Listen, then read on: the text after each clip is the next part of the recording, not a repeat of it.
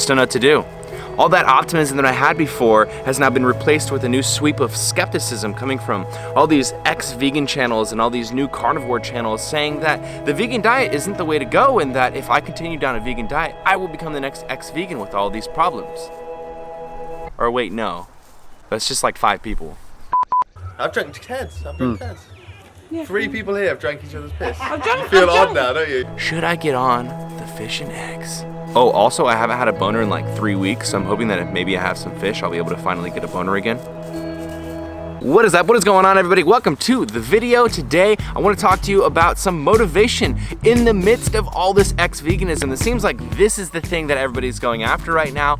All of these vegans who have gone ex-vegan, all the channels are highlighting, especially all the carnivore channels are highlighting those. They're even doing interviews with ex-vegans. There's even ex-vegan channels who are now immediately flip-flopping and switching and changing to promoting a carnivore diet, which is kind of ironic to me because it feels like all the ex-vegans have done a lot of drastic changes with their diets, and every time they do something drastic and new, they say, oh, I'm feeling better after this first 2 weeks. I feel amazing. And they've said it about every single diet that they have never actually stuck to.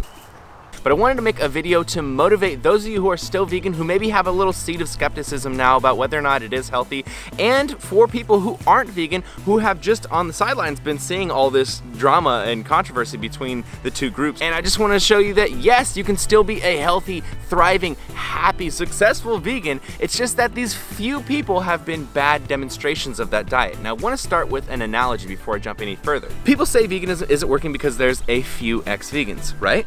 And that's the same as saying that the whole internet is dumb and is destined to fail because there were a few websites that didn't pan out that looked like they were doing really well, like pets.com or MSN. But where are they now? Nowhere. But does that mean the internet sucks and that nobody's using it? Hell no. That's the farthest thing from what the internet is. So in that way, you'd sound like a fool saying that the internet is stupid and it's going to be a failure now if you go stand at Google's headquarters. It's kind of the same thing. There's some of these people who seem very promising on YouTube, and then they turn into ex-vegans, and then people use them as a demonstration that veganism doesn't work. But those people were destined to fail. Doesn't mean that the whole web, the whole network of it is destined to fail. So for those of you who don't know me already, my name is Brian Turner, and I've been vegan for a little over 4 years now. I've been bodybuilding for 11 years, and I have felt the best that I've ever felt on this diet. Now, I am not the reason I'm making this video today. I am not the reason that you should be motivated. I'm gonna go through a list of a lot of different people with a lot of varying backgrounds so that you can see things that are similar to you, people who have kind of a goal that's similar to you, who are thriving as vegans. But before I get into that, I just wanna mention that at the current moment, $10.5 billion are predicted to be in the vegan market this year. By 2025, we predict to have $16.3 billion worth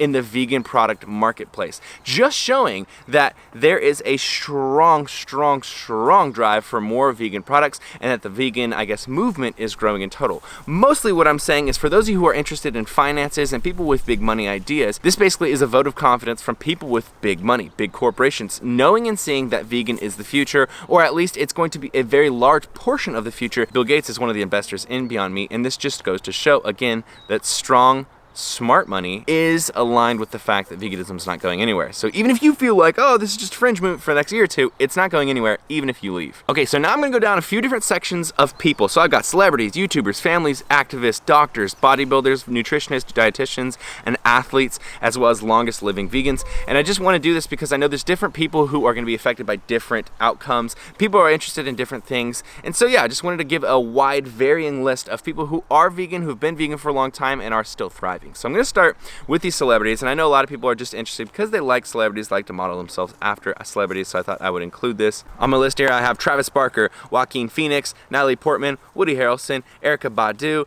James Cromwell, and basically everybody from Game of Thrones. Not every single person, but there seems to be a lot of people who are vegan from Game of Thrones. And I want to quickly just mention that these lists are not perfect. They're also not complete. This is not every single person from those genres. This is literally just the people I could think of off the top of my head. I know just about every single one of these people, except for the celebrities.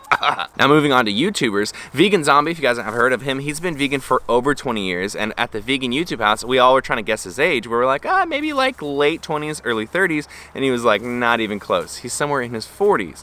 So that's just one good reference for someone who's been vegan for a really long time. NaturallyStefanie, which is a personal friend of mine, she is a fitness YouTuber. She's vegan. Also HighCarb Hannah, she's vegan. Some of you guys may not think of this person as a vegan YouTuber, but her name is JordanShrinks. She actually lost a really good amount of weight, something over 100 pounds, and she actually is vegan as well. And also I thought I'd throw in there Jenna Marbles, she's kind of like a celebrity YouTuber. But that list is more just so that you can go see these people, you know, in their videos and see how they look and kind of stuff like that. I don't think that YouTubers have any special interest, but I don't think like they know more or anything like that. So we'll go down the list a little bit more. Families, there are quite a few, but just two that came off the top of my head is Ellen Fisher's family and family Fizz. Both families are completely vegan, and if you want to go check out their videos, you can see them thriving and doing absolutely fantastic on a vegan diet. There are loads of activists out there, a lot of really awesome ones, but I just thought I'd throw in James Aspey. Everybody knows him. He did a year long of silence, basically didn't talk at all the entire year, just to I guess represent for the animals and kind of start that vegan movement back before social media really took it and blew it up a lot more than it was. So he's been putting it down for a long time. Joey Carbstrong, I actually knew him before he went vegan, also been murdering it as well. Now here's the part of the video that I really did want to mention is there are loads of doctors who are vegan, and I mean like there's like 30 or 40 of them who all like post content, but here's just a couple of them just so you can look them up, and just to know that there are licensed, registered, professional doctors who recommend a vegan diet, a well-planned vegan diet. As probably most of you guys know, Dr. Michael Gregor, there's Dr. McDougal, who has like his own food line at Whole Foods, Dr. Michael Klaper, and then my personal favorite, which is Dr. Garth Davis, just a very reasonable, level-headed sounding person when he does debates, especially when he does debates with like carnivore doctors or just doctors in general who think that you absolutely need meat or eggs or whatever. He doesn't get emotionally wrapped up in it. I think he really debates and talks in a way that makes it feel inviting to non-vegans to actually look at a vegan diet. All right, now we got to the bodybuilders part of the list. This one I feel like all you guys already know, right? So you got myself, you got Jon Venus, who is just one of my best friends. He's been vegan for just about the same time as me, so a little bit over 4 years. There's also loads more. So like Damien Patrick, Domz Thompson, if you want some big ass dudes, those guys are huge. Torre Washington, which is one of my favorite vegan bodybuilders in the world because he's been vegan for 21 years. Not only that, but just in general, Torre Washington's physique is absolutely mental. He literally looks like a freaking Egyptian statue. He's got all the lines, got the striations, everything looks great. I haven't seen people who look like him in all of my 11 years of bodybuilding, even well before I went vegan, in loads of time. Of course, everybody all knows Nimai by this point. Nimai's been vegetarian his whole life. In the last 4 years have been vegan. Robert Cheek, I wanted to mention him because he's been vegan for 24 years total. And then of course Vanessa Espinosa, if you guys don't know about her, she is a female bodybuilder and she has been vegan for 12 years, so over a decade, and has more mass than a lot of guys that I even see. And I'm saying like non-vegan guys, vegan guys, she is beastly in the gym. Now I personally love anecdotal experience. I love just hearing experience in general, how things have gone for you. But of course, a lot of us like a little bit more information-driven kind of content or science-driven content, and that's very important. I think we should get our information from many different sources, anecdotal and scientific-based.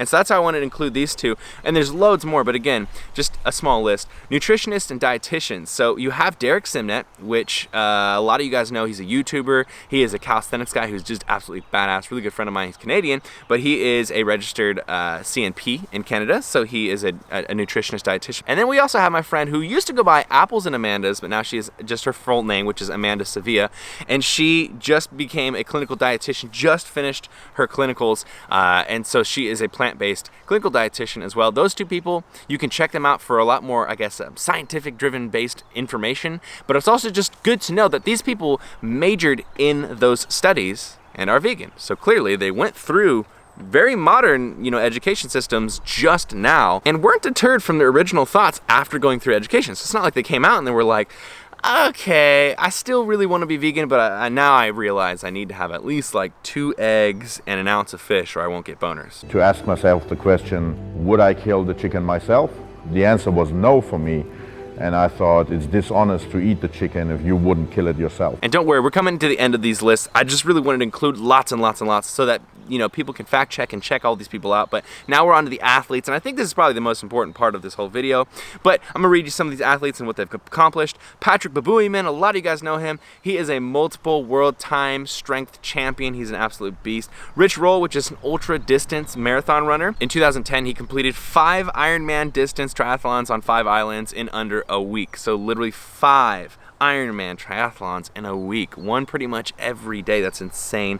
We also have Dotsie Bosch, which is a 7-time USA cycling national champion and 2-time Pan American champion. I just did her podcast Switch for Good recently, if you guys want to check that out as well. Alan Murray and Jeanette Murray Wakelin, they did 366 marathons in 365 days. So a marathon every single day, and they did it raw vegan, which if you know me, you know I don't advocate for a raw vegan lifestyle. I think it is 99% of people are not gonna be able to do it, manage it, and do it correctly, but it still just goes to show amazing things are being done on a vegan diet. And there are so many more. Obviously I can't add them all in this video. This video would be hours long, but there are loads. Like for example, Fiona Oakes, she's a British distance runner, and she holds 4 world records for marathon running. And then the last one that I want to run to is, because I know if you are feeling skeptical about the vegan diet, you're probably thinking, man, I don't want to die early. I don't want to have these issues in my 30s and my 40s. I don't want any of that kind of stuff. So I just thought the last couple ones I would include are people who are really old or died really old who were vegan. So for example, Don Watson,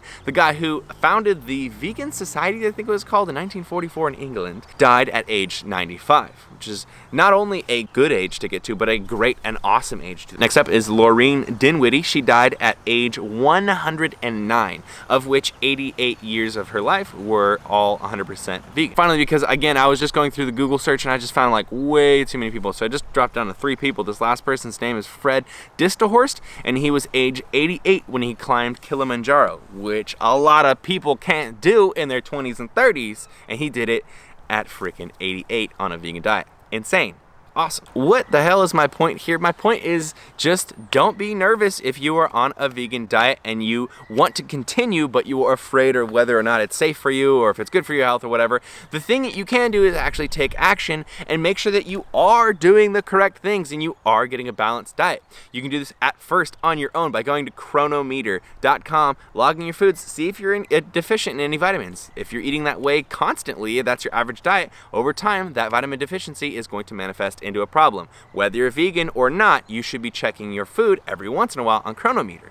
The next thing that you can do is actually go to your doctor and get some tests, especially blood tests. Those are great. They'll show you a lot of different things, but I definitely recommend getting a vitamin test so you can see if you are deficient in any of your vitamins through your blood, as well as, you know, a test for your hormone panels, your liver panels. I think it's also important to see your cholesterol levels, things like that. If you're having digestive issues, you can always get a gut bacteria test so you can see how your gut is actually looking, the flora of bacteria in there, and then you can take the actions needed to make it a better ratio of good to bad bacteria. And always, with anything that you do in life, if you're having trouble with something that you want to do, you want to commit to, you should absolutely consult someone who's been doing it for longer than you, is an expert in this situation. So find yourself a vegan dietitian, a vegan nutritionist, a vegan doctor, any of those kind of things, and they'll be able to have the same goal in mind with you and be able to actually work with you through your situations to find what actually does work for you or what doesn't work for you. It's the same with anything that you do. If you got into the gym and you just started randomly doing things without doing any research,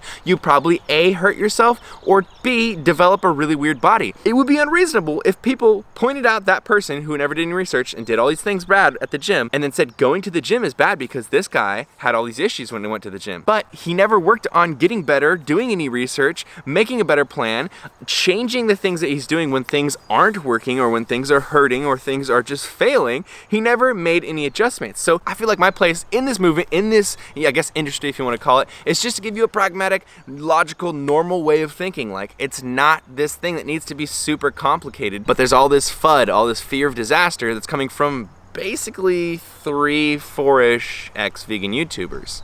And I'm just showing you that there's a whole different way to look at everything.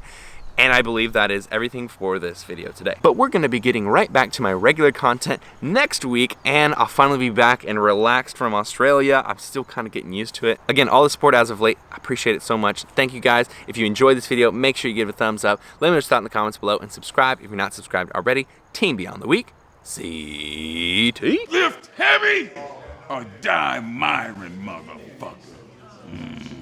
Team Beyond the Week.